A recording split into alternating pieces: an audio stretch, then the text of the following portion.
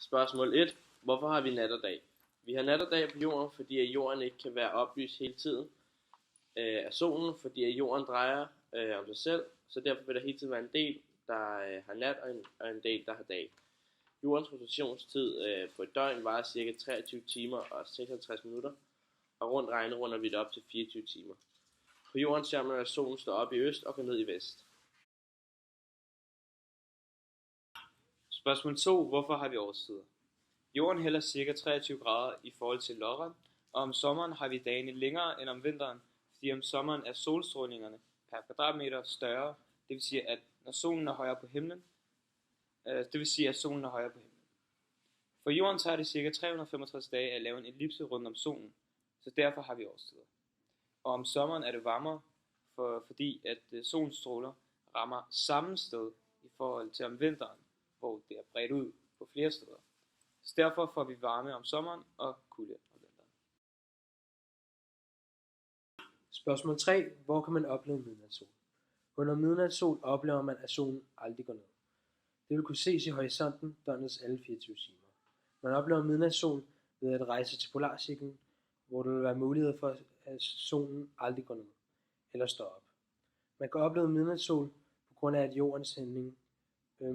Og hvis du står på Nordpolen i sommermånederne, hvor Nordpolen har en hældning med solen, vil der være sol døgnet rundt.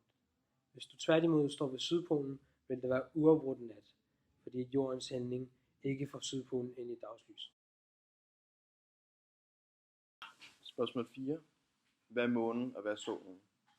Månen er det, der inddeler os i de 12 måneder, som vi har her på jorden. Månens omløbstid er omkring jorden ca. 27 døgn.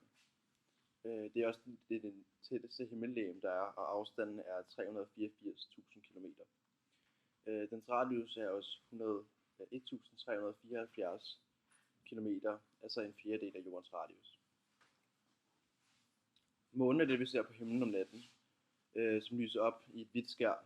Grunden til, at det lyser, er fordi det reflekterer solens lys.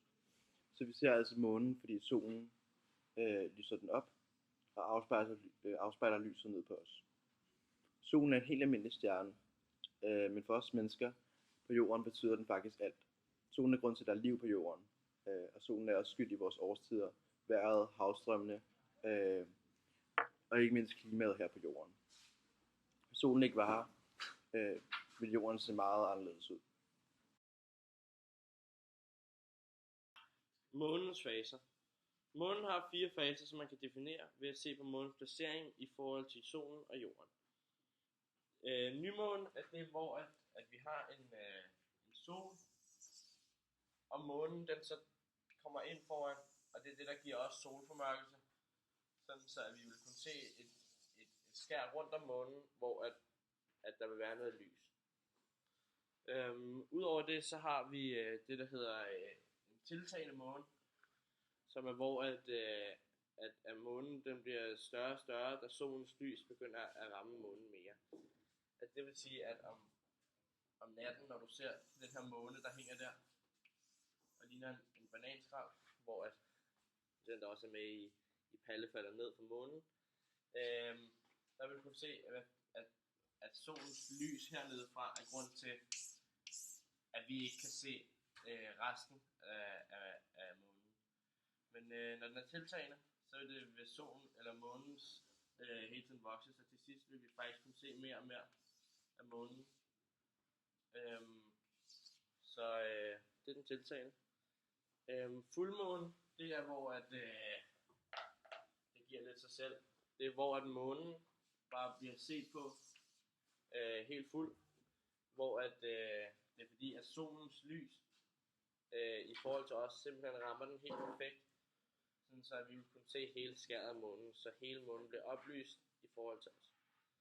Så har vi det, der hedder den aftagende måne, og det er hvor at du gradvist kan se mindre og mindre af månen på grund af solens lys. Det vil sige, det er ligesom før, hvor vi har den her måne, og solen er her. Nej, det er den faktisk ikke. Den vil så være her. så gradvist vil kunne se mindre og mindre af månen. Så for os til sidst vil den næsten forandre til sådan her ud, hvis solen stråler sådan. Det var lidt om månens 4 faser. Spørgsmål 6. Hvad er solformørkelse, og hvad er måneformørkelse? På jorden kan vi se solformørkelse, hvis månen kommer ind i den perfekte vinkel i forhold til solen og skygger solens lys, så den ikke kan ramme jorden. Det resulterer i, at der bliver meget mørkt på jorden under de få minutter, det varer. Måneformørkelse er, hvor jorden rammer den perfekte vinkel i forhold til månen og kommer ind bag jorden og bliver skygget af solen. Det var lidt om solformørkelse og måneformørkelse.